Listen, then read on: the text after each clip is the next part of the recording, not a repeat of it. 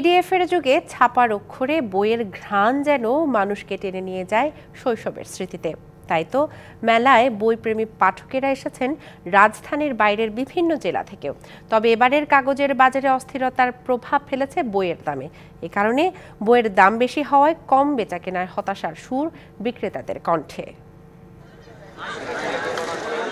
বিখ্যাত আইসবার্গ তত্ত্বের প্রবক্তা মার্কিন সাহিত্যিক ও সাংবাদিক আর্নেস্ট মিলার হেমিংওয়ে মনে করতেন, মানুষের বিশ্বস্ত বন্ধু হলো বই। তাই পাঠকদের প্রতি তার আহ্বান ছিল, যদি বিশ্বস্ত বন্ধু পেতে চান তবে বই পড়ুন। বই নিয়ে মানুষের আবেগের জন্য কমতি নেই। তথ্য প্রযুক্তির এই যুগে ছাপার অক্ষরে বই পড়া কতটা আগ্রহের, এমন প্রশ্নে পাঠকেরা বলছেন, ছাপা বইয়ের গন্ধ অনেক মানুষকেই স্মৃতিকাতর করে তোলে।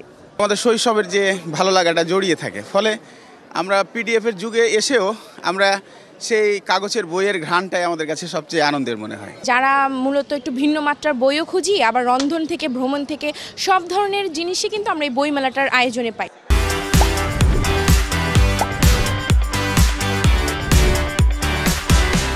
বই মেলাকে ভালোবেসে অনেক পাঠকই এসেছেন ঢাকার বাইরে থেকেও। মেলায় আগত তরুণ ও কিশোরদের আগ্রহের জায়গা অ্যাডভেঞ্চার ও বিজ্ঞান নির্ভর বই। জাফর ইকবালের বই পড়তে ভালো লাগে। আমি ফ্রেন্ডদের সাথে জাফর ইকবালের বই নিয়েই কথা বলি। ওখানে আমার ফেভারিট রাইটার রন্ধিক মাহমুদের একটা বই রিলিজ হয়েছে, আমি এটা নিছি। আমি সিটিজি থেকে ঢাকায় আসছি।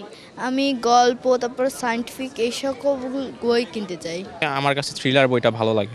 তবে এবার কাগজের বাজারের অস্থিরতা বইয়ের দামের উপর প্রভাব ফেলেছে বলছেন বিক্রেতারা। লোকজন তেমন বই কিনে না, কারণ বইয়ের দামটাও অনেক বেশি হয়ে গেছে। কারণ কাগজের দাম সরকারের পক্ষ থেকে কোনো পদক্ষেপ নেওয়া হয়নি। যারা প্রকৃত পাঠক তারা বেশিরভাগই খুঁজে খুঁজে নিয়ে যায়, কিন্তু নতুন পাঠকদের ক্ষেত্রে একটু ভাড়া কমার জোয়ার ভাটা থাকে। বিক্রেতারা জানান, অন্যান্য দিনের তুলনায় বিক্রির চাপ বেশি থাকছে ছুটির দিনে। মেহের বনি, ডিবিসি নিউজ, ঢাকা।